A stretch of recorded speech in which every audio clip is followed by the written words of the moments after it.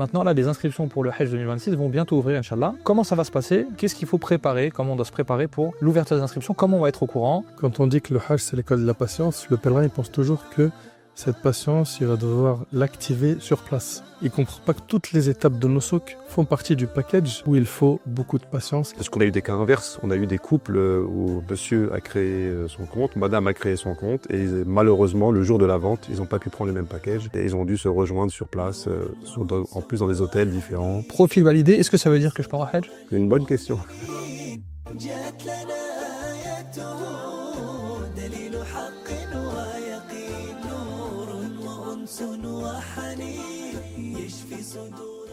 Alhamdulillahi Rabbil Alamin. Assalamu alaikum wa rahmatullahi wa barakatuh. On se retrouve encore une fois puisque c'est notre deuxième vidéo sur le Hajj présentée par la plateforme Les Musulmans avec nos invités Moualim Nader Abou Anas et notre frère Al-Mehdi où on va s'intéresser aujourd'hui aux démarches pratiques. On a déjà présenté Nusuk, la plateforme Nusuk, à quoi elle sert, quel est son rôle et quelle est sa relation avec les agences. Et aujourd'hui, on s'intéresse aux démarches pratiques et on va rentrer dans le vif du sujet avec notre frère Al-Mehdi. On va s'intéresser aux conditions. Quelles sont les conditions nécessaires à respecter pour pouvoir s'inscrire au Hajj en étant français cette année? C'est très simple, disposer d'un passeport, donc soit français, soit étranger. Si c'est étranger, accompagné d'une carte de séjour de 10 ans, je préfère insister sur la validité de 10 ans. Si c'est des ressortissants avec des passeports européens qui habitent en France, un simple avis d'imposition. Donc après le passeport, une photo d'identité. Le vaccin, on n'a pas besoin de l'apporter lors d'inscription, ça sera abordé plus tard, mais il faudra le faire avant le départ du Hajj. Contre la méningite. Ouais, contre la méningite, ouais. On y reviendra plus tard, parce que c'est pas une pièce qu'on demande pour la validation de l'inscription sur Nusuk Hajj. J'insisterai sur un détail très important, c'est de scanner tous ces documents avec une très haute qualité. Sinon, ça peut être refusé par la plateforme de Nusuk Hajj. D'accord. Si je ne me trompe pas, dans mes souvenirs, haute qualité veut dire fichier très lourd et qu'il y avait aussi respecter un certain poids des fichiers. C'est ça. Donc, pour ceux qui vont faire l'inscription de manière autonome sur Nusuk, je pense qu'ils vont s'en sortir. Ceux qui n'y arrivent pas, donc c'est le cas où on devrait s'adresser à une agence pour respecter justement les formats numériques. Oui, comme on a expliqué dans la première vidéo, d'ailleurs on peut vous mettre le lien, vous aurez le lien pour retrouver la première vidéo où on a expliqué le rôle de l'agence, le rôle de Nusuk et qu'on pouvait s'appuyer sur l'aide des agences pour faire son inscription. Tout à fait. Donc sur les conditions, tu as dit soit une preuve de citoyenneté française, donc un passeport en cours de validité, soit si on a un passeport européen, un justificatif de domicile. C'est ça. Soit si on est en France avec une carte de séjour, le passeport originel et une carte de séjour. Donc j'ajouterai un point important, il faudrait que le passeport soit valable 6 mois après le vol retour. Le dernier vol retour aura lieu cette année début juin, comme ça c'est jusqu'à fin décembre. Après, d'où la vidéo d'aujourd'hui, afin que le pèlerin puisse refaire son passeport si ce n'est pas le cas. Donc attention, grand attention, si votre passeport il expire avant 6 mois après votre date de retour espérée, ça passera pas. C'est ça, soit décembre 2026 pour être précis. Voilà, pour cette année, pour ce Hajj 2025, mais chaque année, c'est voilà. C'est ça, chaque année c'est 6 mois après le retour. Donc ça, c'est les grandes conditions. C'est ça. On peut peut-être revenir sur le vaccin, de façon très pratico-pratique, où est-ce qu'on doit faire son vaccin, quel vaccin il faut faire, est-ce qu'il faut payer pour ce vaccin-là? Oui, c'est le vaccin anti-méningite qui existe depuis une dizaine d'années. Le code exact, c'est le ACYW135. On pourra vous l'écrire avec la plateforme en commentaire. Il faut le faire de préférence dans des centres agréés, sinon chez le médecin. Et là, récemment, le pharmacien peut également le faire. Et il faudra le faire au plus tard 1 mois avant le départ. J'ajouterai également que le vaccin doit être fait absolument dans le carnet de vaccination jaune où il y a le logo de l'OMS qui est accepté par les autorités saoudiennes. Donc il faudra prendre avec soi, avec son passeport, parce qu'on peut nous le demander à l'arrivée. C'est pas on va le demander. C'est une pièce obligatoire et on le rappellera à tous les pèlerins. Donc c'est une condition importante comme ça. Sans vaccin, il n'y a pas de Hajj. En fait, il y a une nuance. C'est pas une pièce qu'on demande pour que l'inscription sur Nusuk soit validée. On peut avoir un profil validé et payer son Hajj sans le vaccin. Par contre, il y a un engagement du pèlerin à le faire au plus tard, 1 mois avant le départ pour le Hajj, parce qu'il y aura un contrôle aux aéroports. D'accord, donc ce n'est pas une information qui est demandée au moment de l'inscription, mais c'est un élément qu'il faut avoir en sa possession en toute validité. C'est ça, un document de voyage qu'il faut absolument avoir sur soi avant le départ pour le Hajj. Donc on a vu les conditions pour pouvoir s'inscrire. Maintenant, là, les inscriptions pour le Hajj 2026 vont bientôt ouvrir, Inch'Allah. Donc, du coup, comment ça va se passer? Qu'est-ce qu'il faut préparer? Comment on doit se préparer pour l'ouverture des inscriptions? Comment on va être au courant? Et qu'est-ce que je dois faire? Alors, pour être au courant des prochaines étapes du Hajj, je conseille à tous les pèlerins de s'abonner à la plateforme des musulmans dans un premier temps. Donc, pour tous les conseils. Également, suivre le compte de Nusuk Hajj. Ils ont un compte Twitter, X actuellement, qui est très actif pour le début officiel des inscriptions. Se préparer, on en a parlé tout à l'heure en début de vidéo sur les documents à préparer, donc de très haute qualité, j'insiste, pour les télécharger sans encombre, pour avoir un profil validé assez rapidement. Ça, c'est pour une préparation, on va dire, administrative. Ensuite, pour la préparation spirituelle, le frère Nader. Pour la préparation spirituelle, faire beaucoup de dua pour qu'Allah subhanahu wa ta'ala facilite et ça remet d'une très très grande patience. Quand on dit que le Hajj c'est l'école de la patience, le pèlerin il pense toujours que cette patience, il va devoir l'activer sur place.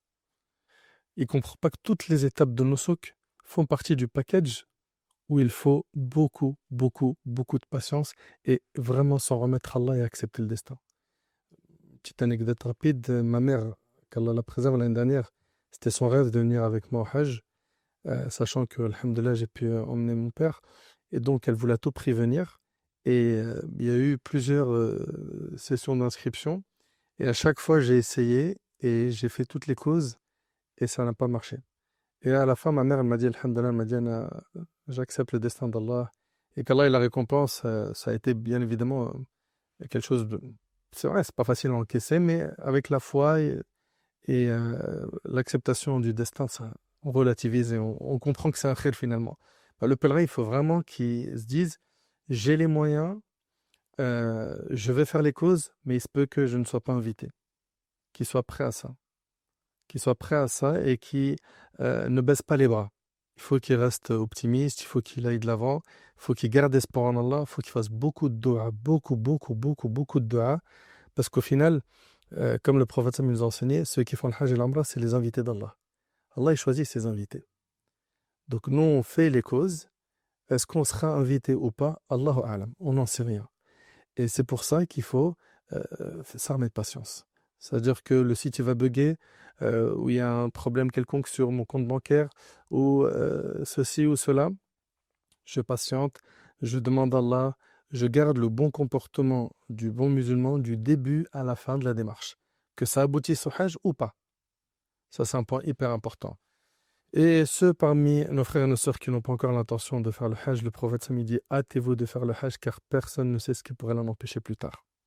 Ne remettez pas ça à plus tard. On a vu de nos yeux des personnes âgées, une sakine, vraiment, ils ont galéré par rapport à la marche, le soleil, etc. C'est pour ça quand on fait le Hajj, quand on est jeune, ben, au moins on a l'énergie qu'il faut, etc. Et même avec ça, les jeunes, ben voilà, ils trouvent que c'est quand même physique. Donc ne pas remettre ça plus tard et vraiment s'armer d'une grande patience et faire dua et rester dans le cadre légiféré de la religion, c'est-à-dire qu'on ne se plaint pas du destin d'Allah, on ne dit pas des choses qui vont mettre en colère Allah subhanahu wa ta'ala et on fait les causes. Barakallahu fik, Mouallim. Pour ce rappel d'une grande importance, et surtout que le Hajj, c'est un pilier. C'est un pilier de notre dîn, donc à ne pas négliger. Et puis si on a l'argent, il faut y aller. Voilà, il faut y aller. Barakallahu fikoum. D'ailleurs, j'en profite pour vous rappeler, mes chers frères et sœurs, que en plus de cette vidéo et de ces vidéos, on avait déjà notre première vidéo, cette deuxième, et puis il y en aura d'autres. Il y a aussi des guides et des articles qui sont produits par la plateforme musulmane pour vous accompagner dans votre préparation au Hajj. Hein. Donc, très important, abonnez-vous à la newsletter, vous recevrez par mail toutes ces informations-là et partagez autour de vous, évidemment, pour que ceux qui ont besoin puissent aussi profiter de toutes ces ressources qui sont produites par la plateforme musulmane pour faciliter donc l'accomplissement du Hajj à nos frères et sœurs qui sont des musulmans en France, alhamdoulilah. Alors, on a vu les conditions. On a vu les conditions pour pouvoir s'inscrire. On a parlé de la préparation spirituelle, hein, et de se préparer à cette aventure de patience et de grandes récompenses aussi. Donc, ne voyons pas que les choses... Tout y mettre la sincérité. Et la sincérité. Non, être très sincère, se préparer pour accomplir ce pilier. Concrètement, quelles sont les étapes des inscriptions? C'est-à-dire qu'une fois que je vais pouvoir être informé soit par la plateforme des musulmans, soit par les professionnels du secteur, soit par le compte que tu as évoqué de Nusouk, donc du ministère du Hajj. Ok, les inscriptions sont ouvertes.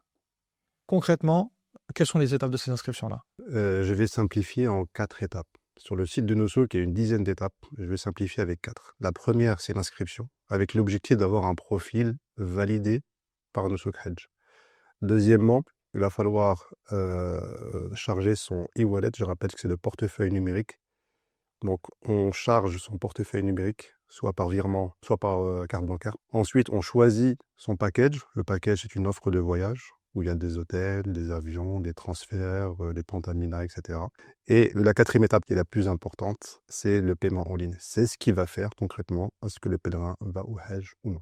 Ok, donc ça, c'est les grandes étapes. Ça se passe en ligne. Tout se fait en ligne. Les 4 étapes se font exclusivement en ligne. Au moment de l'annonce des inscriptions, de l'ouverture des inscriptions, quels documents je dois préparer avant de m'asseoir devant mon ordinateur et d'aller sur le site de Nusouk ou d'aller voir mon conseiller en agence de Hajj pour qu'il m'aide à le faire?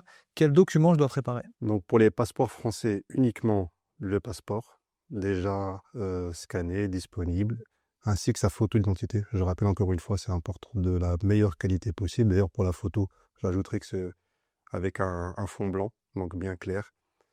Et c'est des renseignements comme une adresse email, comme un portable. Il ne faut pas sous-estimer l'adresse email parce qu'après, on ne peut plus la changer. Également le numéro de portable. D'accord? Il y a des personnes qui mettent un mail secondaire, ça c'est une erreur. Il faut vraiment mettre le mail principal parce qu'après, on ne pourra plus le changer pour tout contact avec Nusouk Hajj. C'est tout ce qu'il faut préparer. Ça reste relativement simple, l'inscription. Et il y a un délai d'attente pour la validation du profil. Donc, ça dépend. Quand c'est un passeport français, c'est assez rapide. Quand c'est un passeport étranger, ça peut tarder. C'est normal. Il ne faut pas s'inquiéter par rapport à ça. Et je rappelle aussi au passage que pour les passeports étrangers, il faut également avoir la carte de séjour recto verso scannée sur une seule image, toujours avec un bon format. D'accord. Donc ça, il y aura des champs indiqués sur le site pour le passeport d'identité, carte de séjour, etc. Exactement, tout est bien indiqué. Si je veux partir, par exemple, pour ceux qui veulent partir en famille, donc soit, comme je le disais tout à l'heure, Mouhalim Nader sur le fait de partir avec sa maman ou son papa, ou comment se passe l'inscription? Est-ce que c'est comment on fait pour s'inscrire quand on veut partir à plusieurs? Pour les profils familiaux, c'est une très bonne question parce que des pèlerins qui n'ont pas la connaissance forcément, chacun crée son compte de son côté. C'est une erreur si on veut faire le voyage ensemble. Je conseille fortement de créer un seul profil familial et j'ajouterai même que le pèlerin principal doit absolument partir.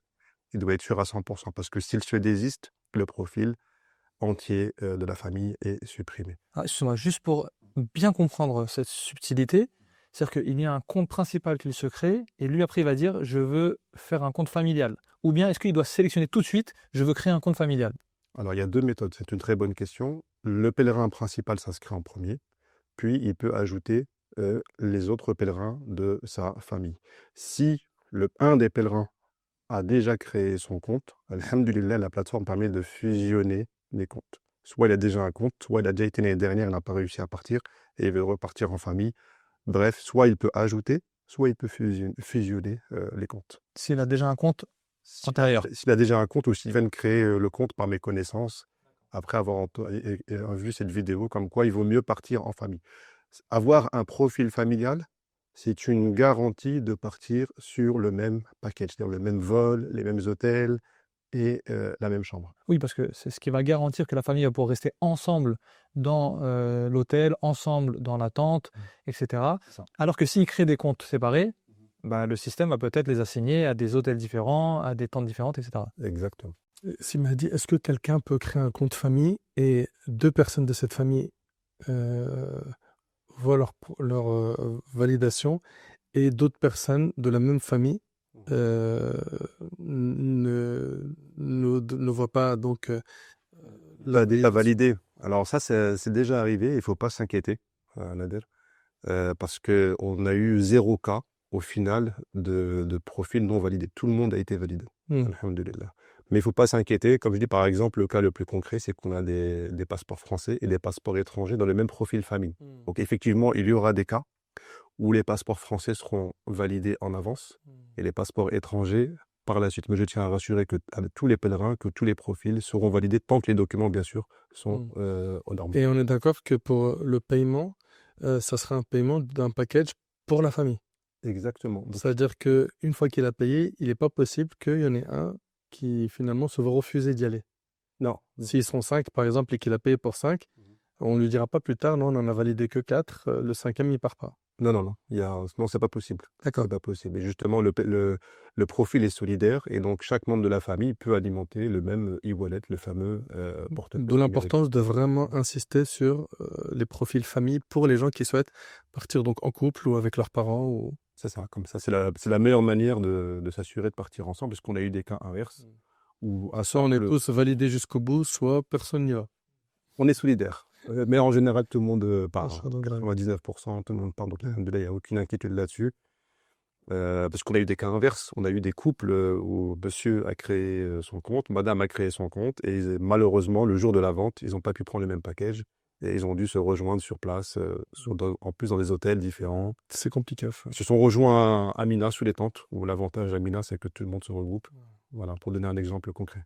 Donc vraiment, pour ceux qui comptent partir en famille, pensez bien à faire un compte familial. Très important pour vous assurer, en tout cas faire toutes les causes, pour que vous puissiez rester ensemble et que vous ne soyez pas séparés.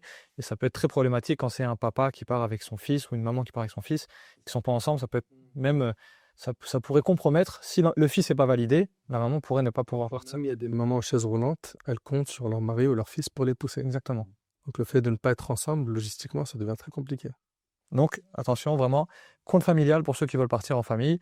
Ne faites pas des démarches séparées et puis, Inch'Allah khair, on va tous être acceptés. Non, non. Compte familial et puis comme ça, on fait toutes les causes. Barakallahu fik. Et au passage, à Ayoub, un point important, ceux qui pensent aider leurs parents à s'inscrire sur Nosok, je leur conseillerais même de partir avec eux.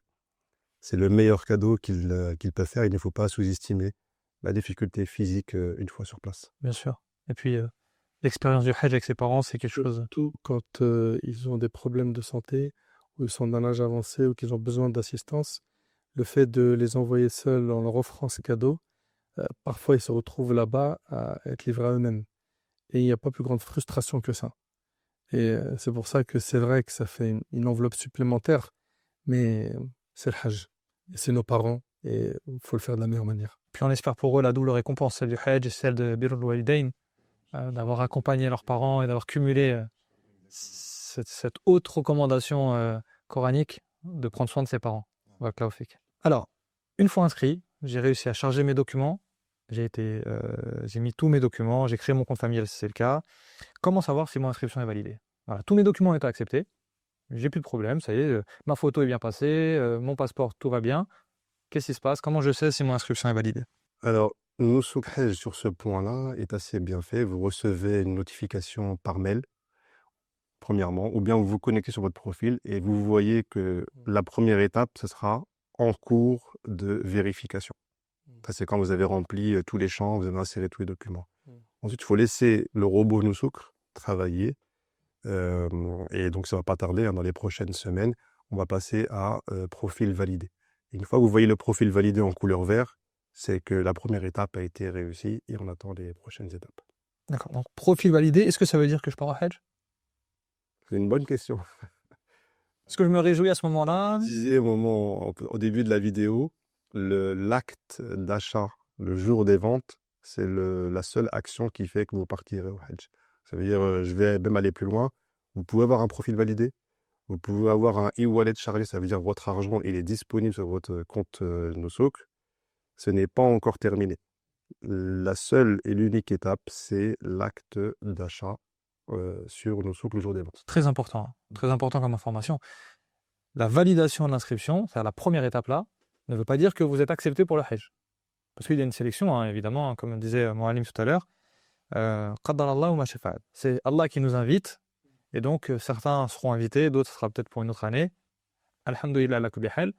Mais donc l'inscription ne veut pas dire que je suis invité.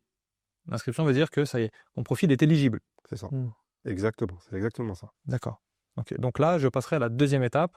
Et on va rentrer dans la prochaine vidéo beaucoup plus en détail sur cette étape-là, parce qu'on sait que c'est une étape qui a suscité beaucoup de questions, beaucoup d'inquiétudes, qui demande une certaine connaissance des différents scénarios possibles. C'est ce qu'on va évoquer en détail dans la prochaine vidéo. Donc surtout, restez avec nous pour la prochaine vidéo. On va parler du portefeuille électronique, du fameux e-wallet, et donc de l'approvisionnement de ce compte en ligne, on va dire, Sensible, ça. un point sensible. Ouais.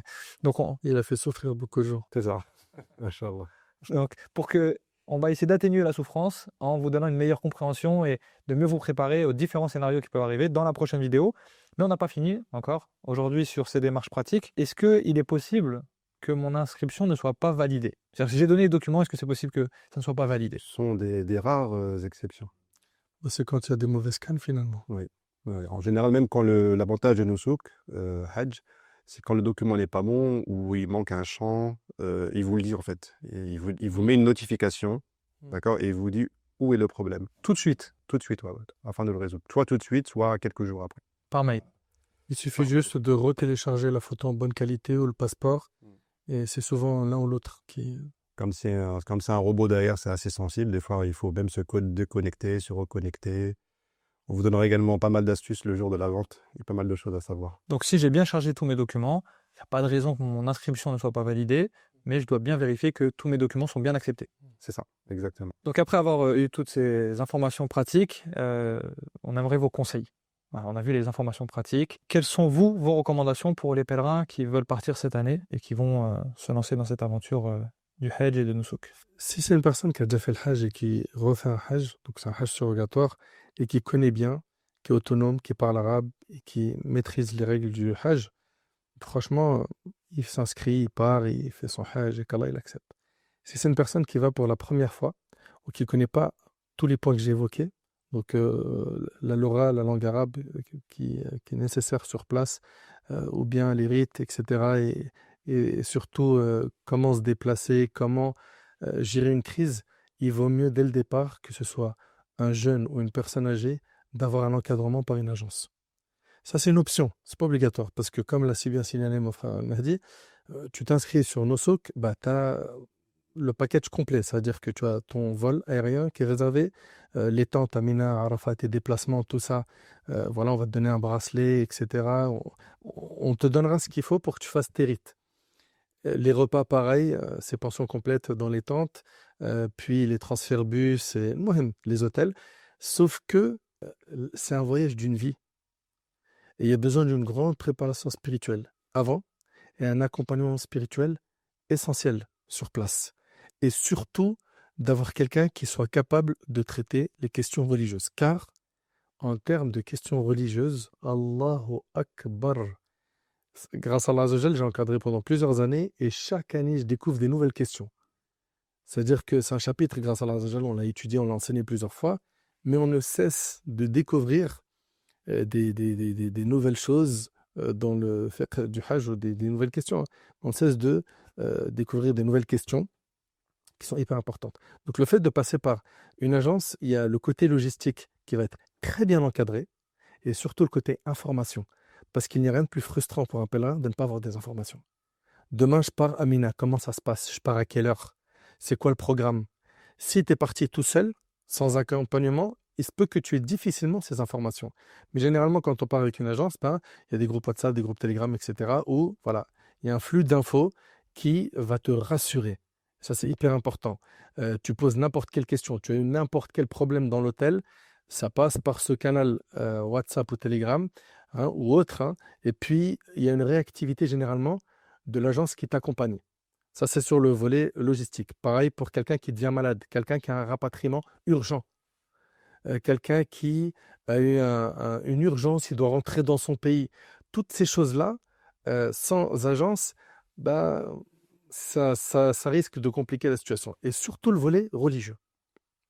C'est-à-dire que malheureusement, et mon frère Mahdi le confirmera, beaucoup de gens, quand ils vont voir les packages dès le départ arriver, ils vont se concentrer sur la qualité de l'hôtel, le prix, la proximité avec la Kaaba, etc. C'est des critères il n'y a pas de problème, c'est pas de souci. Mais ils vont omettre la chose la plus importante. C'est que, imagine-toi, quelqu'un qui se trouve par exemple dans la tour de l'horloge ou un hôtel très proche de la Kaaba, 5 étoiles, buffet, etc. Il est bien. Mais arrivé au Hajj, donc quand il va commencer donc le 8 de Dhul Hijjah, 9, 10, 11, etc., il va se retrouver à avoir des questions, il n'a personne autour de lui. Il a besoin de nourrir son cœur, il n'y a personne qui le recharge. Franchement, c'est pour moi un grand manquement de la part du pèlerin de cibler que le côté confort matériel et oublier le confort spirituel. Tu as besoin de reposer ton corps, je l'entends, chacun selon ses budgets, mais tu dois reposer ton âme là-bas. Ton âme, c'est le voyage de ton âme. Comme un de nos plus prédécesseurs, il disait, les gens au Hajj sont nombreux, mais les pèlerins sont peu nombreux. Il y a les gens et il y a les pèlerins. Les vrais pèlerins, ceux qui ont compris maqasid al-Hajj, les objectifs du Hajj, c'est des gens qui ont eu une formation sur ce sujet.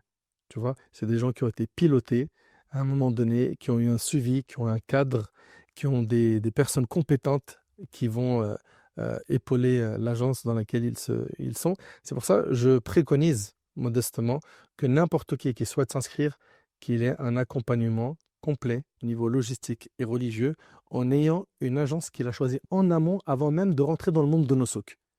Il se renseigne qui va faire le Hajj cette année parmi les agences et voilà qui est leur accompagnateur religieux. C'est des questions qu'il doit poser. Okay, et puis, voilà, on a beaucoup d'accompagnateurs religieux qui sont connus pour leur sérieux, pour leur travail de terrain, etc. Il a un penchant vers lui plus qu'un tel, va trouver ton compte, mais l'essentiel, c'est que tu aies pris un package où tu auras ta nourriture spirituelle et tu auras aussi le côté confort matériel que tu recherches ou pas. Donc, vraiment, ce volet-là de bien choisir dès le départ avec qui tu veux partir. Avant même que tu rentres dans nos souks. Parce que dans nos souks, Nadine te le dira, il n'y a pas écrit les noms des agences qui sont dedans. Mais par contre, les agences, elles, une fois que tu es passé par elles, tu as fait d'abord la démarche de passer par l'agence pour avoir leur accompagnement, eux te diront, nous avons choisi 3 packages. Un confort, un économique, un ceci, un qui est très loin. Voilà les prix, il y a différents prix. Voilà ceci, cela, mais tous bénéficient d'un accompagnement logistique et religieux. C'est très avantageux pour le pèlerin de partir sur cette configuration. Après, s'il est très autonome, il n'en a pas besoin, il peut se débrouiller tout seul. Wallah a'lam. Comme je le disais, peu sont très autonomes et la majeure partie de ceux qui partiront ne le sont pas. Et ce serait dommage de gâcher cette adoration. La plupart des gens qui viennent, souvent je leur pose la question, ils me disent c'est la première fois qu'ils font le Hajj, mais plus que ça, c'est même la première fois qu'ils vont en Arabie Saoudite.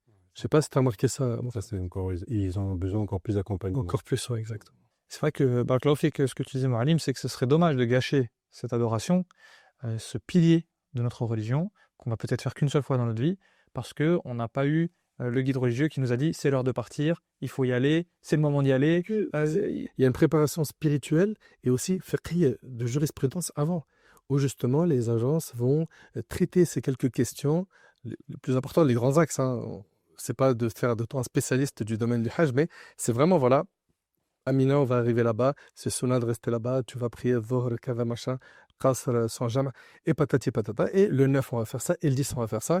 Et les questions liées au menstru, vraiment de manière simplifiée. Et voilà, au moins le pèlerin, avant même d'y aller, il est rassuré. Et il n'y a rien de mieux que ça. Et sur place, il peut se retourner vers une personne pour confirmer. Exactement. Parce que comme on le disait dans la première vidéo, c'est Nusuk ne fournit que les éléments, on va dire, fondateurs du Hajj, c'est-à-dire l'hôtel, l'avion. Si Mahdis du guide est inclus sur les packages souk, sauf qu'il faut savoir que les guides sont fournis par les agences. Donc au final, tu reviens aux agences, quoi. Encore une fois, autant choisir l'agence en amont et de connaître les guides et son fonctionnement. On reparlera de ça parce que là, on est dans notre vidéo démarche pratique, mais on reparlera de ça en détail. Mais juste pour rebondir sur ce que tu disais, Moualim Nader, tout à l'heure, c'est ce qui est important de comprendre, c'est toute l'inscription, comme on l'a expliqué, se fait sur Nusuk, mais je dois, c'est un conseil qu'on peut donner, c'est je dois moi me rapprocher d'une agence avec un guide, un référent religieux avec lequel j'aimerais partir pour lui dire comment je te retrouve sur Nusuk en fait. Sur quel... C'est ce qu'on recommande. On ne l'oblige pas, mais c'est ce qu'on recommande. Ça change la donne. Les personnes qui ont été accompagnées et ceux qui n'ont pas été accompagnés, tu leur demandes le bilan de leur Hajj, tu vois que lui, il est très satisfait, épanoui. Et ici, il y a beaucoup de frustration. Souvent, il y a de la frustration. Comme j'ai dit, on va rentrer en détail là-dedans, mais on ne trouvera pas le nom de l'agence française sur Nusuk. On aura un équivalent où l'agence dira, tiens, tu vas sur ce nom-là, et c'est avec eux qu'on partira. D'où le fait qu'il est intéressant qu'en amont, avant même de mettre les doigts sur Nusuk, de se renseigner sur les agences et leur accompagnement. Barakallahu fik. Très clair. Petite question quand même un peu spécifique. pour nos frères et nos sœurs convertis, est-ce qu'ils doivent prendre leur certificat de conversion avec eux? Le certificat de conversion n'est pas une pièce obligatoire pour avoir un profil validé sur Nusouk. Néanmoins, on conseille de l'avoir sur soi pendant le voyage. Alors, pour ceux qui se sont convertis, moi ça a été mon cas, et qui n'avaient pas tout de suite fait de certificat de conversion. Comment ils peuvent procéder pour obtenir un certificat de conversion? Le plus simple, c'est de se rapprocher de la mosquée qu'ils fréquentent. Ouais. C'est vrai que c'est pas toutes les mosquées qui délivrent des certificats de conversion, mais s'il cherche bien autour de lui, il trouvera, Inch'Allah, des mosquées qui peuvent lui en délivrer un. D'accord. Donc, pas de panique. Une personne convertie, homme ou femme d'ailleurs, qui souhaite partir au Hajj mais qui n'a pas de certificat de conversion, qui a perdu son certificat de conversion, peut se retourner vers la mosquée où il a l'habitude d'aller, et d'aller voir son imam. Et voilà, l'imam peut témoigner qu'il est converti, qu'il prie, etc. Donc, ils peuvent récupérer à tout moment un certificat de conversion. En tant que femme convertie, est-ce qu'il y a la nécessité d'avoir un mahram avec soi pour l'accomplissement du Hajj? Au niveau administratif, sur le profil Nusouk, ils ont retiré l'âge, le fameux âge de 45 ans. Ça a été retiré en 2023.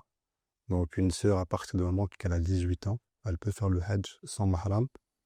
Et justement, le fait, je rebondis encore sur le rôle de l'agence, le fait, je laisserai Nader compléter, le fait qu'elle est dans un groupe de confiance avec l'agence fait que maintenant c'est autorisé.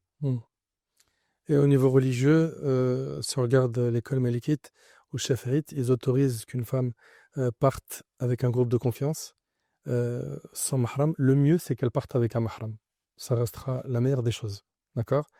Mais si jamais elle n'arrive pas et que c'est son premier hajj, donc c'est le hajj obligatoire, dans l'école malikite, il n'y a pas de problème. Si c'est un hajj surrogatoire, là, ça posera problème au niveau de la jurisprudence islamique.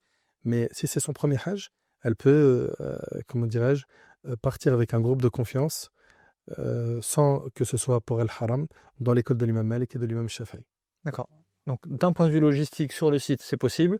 Et d'un point de vue de la jurisprudence, c'est possible. Ouais. Pour le hajj fard. Pour le premier hajj obligatoire. Parce que l'autre n'a pas le même statut. Exact. Barakallahu fikoum, on a fini pour cette deuxième vidéo, donc machallah, sur cette vision panoramique du Hajj 2026 et les prochains Inch'Allah sur la plateforme Nusouk, à travers la plateforme Nusouk. On avait parlé dans la première vidéo de Nusouk, on a expliqué ce qu'est Nusouk et quel est leur rôle. Dans cette vidéo, on s'est concentré sur les démarches pratiques. Et comme je l'ai dit, dans la prochaine, alors là, c'est le sujet que tout le monde attend, parce que c'est un sujet qui peut créer beaucoup d'inquiétudes, beaucoup de crispation, beaucoup de stress, parce que c'est un sujet qui touche à l'argent, et on sait que le Hajj, c'est l'investissement d'une vie. Certains mettent toutes leurs économies dedans, et qu'il faut faire transférer ces fonds, et qu'on va le voir, hein, il y a un premier transfert qui n'est pas garanti de départ, après avec un deuxième paiement. Donc c'est très important qu'on s'arrête sur ça, et on va donc se concentrer sur ce sujet-là dans notre prochaine vidéo, Inch'Allah ta'ala, où on va parler de ce portefeuille électronique et de ces premières étapes de paiement pour pouvoir concrétiser et pouvoir finaliser les démarches pour pouvoir aller au Hajj, Inch'Allah. Donc restez avec nous. Si ce n'est pas fait, abonnez-vous à la newsletter pour recevoir les notifications lorsque ces vidéos seront mises en ligne. Et également, partagez évidemment autour de vous, parce que si vous avez l'information, il y en a peut-être d'autres qui ne l'ont pas, et vous pourrez prendre une part de la récompense. Et surtout, rejoignez la plateforme des musulmans, parce qu'ils vont centraliser toutes les questions qui vont être liées à la logistique. Vous allez retrouver énormément de matières écrites. Enfin, qu'Allah subhanahu wa ta'ala vous récompense et qu'il accepte vos efforts. Mouallim Nader, on est d'accord que si une personne transfère cette vidéo à un de ses proches qui avait l'intention de partir au Hajj et que ça lui facilite l'accomplissement du Hajj, il est récompensé, Inch'Allah, il l'aura aidé. Barakallahu fikoum. Je vous dis à très vite. Assalamu alaikum wa rahmatullahi wa barakatuh. Faites un quiz pour tester vos connaissances et téléchargez votre fiche pratique en un clic.